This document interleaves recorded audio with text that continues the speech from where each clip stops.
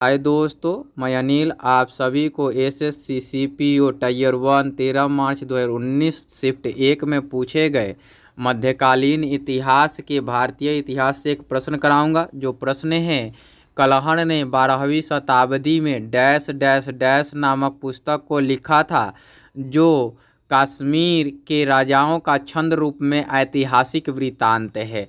छंद रूप क्या होता है? छंद रूप वो होता है जिसमें अक्षर, अक्षरों की मात्रा, अक्षरों की संख्या, उनकी गणना है ना, उनकी यति और गति का क्रमबद्ध विन्यास हो और उस तरीके से लिखे जाए तो वो छंद रूप कहलाता है। इसका ऑप्शन इस प्रकार है: तारीख़ फिरोजशाही, बी हैं नून सिपीहर, सी हैं राजतरंगिणी, डी हैं पद्मावत। मैं आपको बताऊँ इसका सही उत्तर जो होगा राजतरंगिणी होगा। राजतरंगिणी क्यों, ये जानने के लिए इसकी व्याख्या देखते हैं। राजतरंगिणी इसका इंग्लिश नाम कहे तो द रिवर ऑफ किंग्स, यानी कि राजाओं की नदी है ना, राजाओं की नदियाँ ऐसा बोल सकते हैं, या राजाओं की नदी।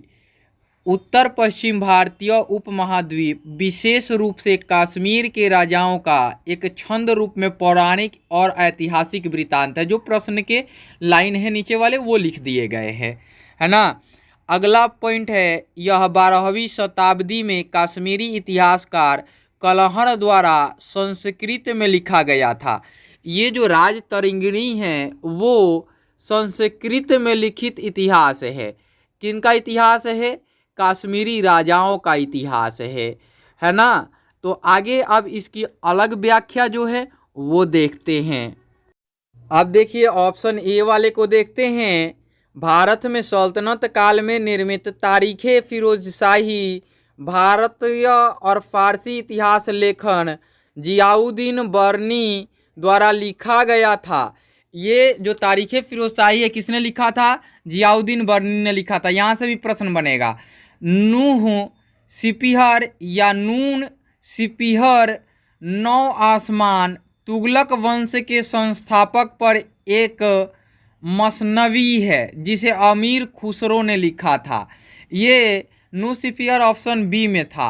ऑप्शन डी में था पद्मावत, और पद्मावत को एक सूफी कवि मलिक मोहम्मद जायसी द्वारा लिखी गई थी, है ना। ये क्या है? पद्मावत एक कविता है। तो पद्मावत सूफी कवि मलिक मोहम्मद जायसी द्वारा लिखी गई एक कविता है। मुझे उम्मीद है कि इन चारों ऑप्शनों के बारे में आप जान पाए होंगे और आगे कोई प्रश्न मिलेगा तो आप बना पाएंगे।